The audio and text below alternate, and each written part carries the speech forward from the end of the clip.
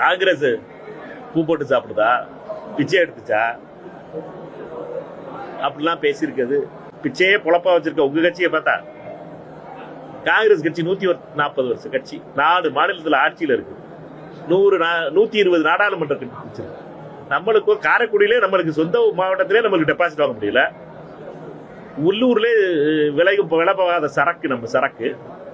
இதை வச்சுட்டு ஊரெல்லாம் சுத்திக்கிட்டு அவனாக்க இவனாக்குன்னு பேசுறதுக்கு அதே மண்ணில் பிறந்த வேணா. அதனால சீமான் அவர்களை பொறுத்த மட்டும் எந்தெந்த வீர வெங்காயம், இந்த வசன வெங்காயம், இந்த வெள்ளா வெங்காயம் எங்களுக்கு தெரியும், சரியா? அதனால நான் கடைக்கு பேசினா மரியாதை கொடுப்போம். இது வரைக்கும் இலங்கைக்கு கள்ளத்தோணிக்கு போனதுக்கு அப்புறம் ஒரு தடவை போய் பார்க்கலாம் அங்க இருக்க தாய பிள்ளைய. போறதெல்லாம் பாரிஸ் இருக்கு, போறதெல்லாம் இங்கிலாந்துக்கு, போறதெல்லாம் கனடாவுக்கு வசூல் போடுறதுக்கு, பேசுறது இங்க இருக்க இலங்கை தமிழர்களை பத்தி. அவ்வளவு ஆர்வமான ஆளா இருந்தா இலங்கை தமிழர்கள் போய் பார்த்திருக்கணும்.